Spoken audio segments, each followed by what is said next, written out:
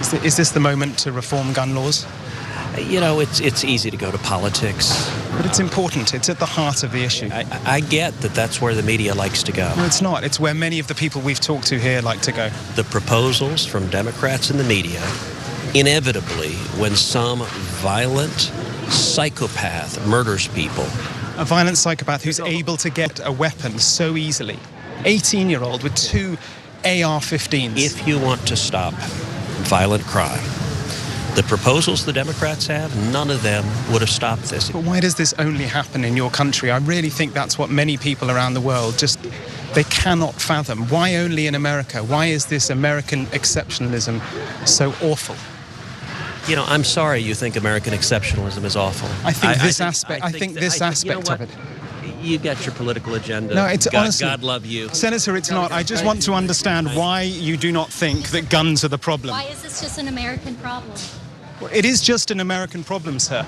Mr. Cruz, why is America the only country that faces this kind of mass shooting? But you can't answer that. You can't answer that, can you, sir? You can't answer that. Why is this country? Why is it that people come from all over the world to America? Because it's the freest, most prosperous, safest country on earth. It may be the freest. It may be the most. Why are our kids dying in school? Ted Cruz was confronted by actual questions about the gun situation here in America, and you know what he did? He ran. He fled.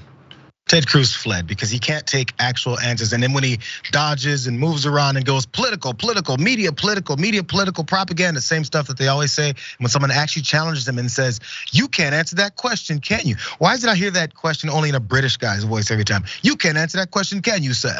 Why is that the only time that I hear that? How come I can't hear someone on CNN say, you can't answer that question, that's why you're dodging right now? Because they do it every time. Now, as he ran away because he's not used to these kinds of questions, let's go to some of the details of what Cruz has actually been up to and who he does care about. Texas Senator Ted Cruz has been the biggest beneficiary of those groups when it comes to these NRA and A+ score that he's got with them. Of those groups when it comes to campaign spending. A separate study by Open Secrets looking at funds received by gun rights groups from 1989 to 2020 shows that he has received a disproportionately larger amount of funds from those groups compared to other lawmakers. Cruz received $442,333 in that time period, compared to $248,058 to Steve Scalise, who's the second largest recipient of funds from those gun groups. Those two numbers, over $442,000 and just over $248,000 between the two top ones. Ted Cruz is head and shoulders. So you might wonder why he's looking to protect these talking points, and when someone asks him, you can't answer that question. The reason he can't answer that question, Dan, is because of $442,333 in campaign funds from these people who actually pay him to be their US senator, not ours.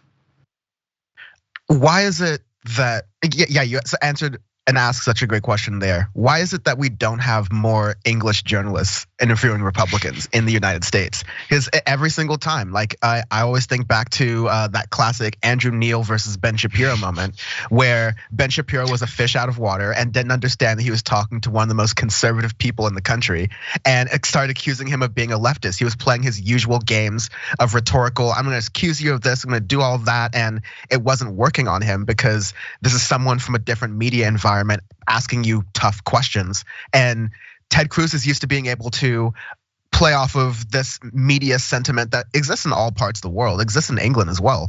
But he's used to being able to play off of that and just go, oh, you're a biased journalist. My favorite part in that entire thing, though, is when he clutches his pearls, the idea of, you don't think America is exceptional. Yeah. I almost dropped the Bible that I was using to carry my guns. It was the most ridiculous kind of pivot that I think Ted Cruz used to weasel out of that situation, because he truthfully could not answer that question. It's political. That was a political move. It's to get the people that support you to go, I'm not listening to this guy asking these very legitimate questions anymore, because Ted Cruz just said he challenged American exceptionalism. If we're hell bent on pushing American exceptionalism above any reality that happens, like what just happened a couple days ago in Texas, then when someone asks you about it, the only way to get away from it is to say, how dare you challenge American exceptionalism? Because that's a blind, like a call for everyone to say, don't listen to this guy anymore. Discredit his questions to me. Don't listen to how bad I look here.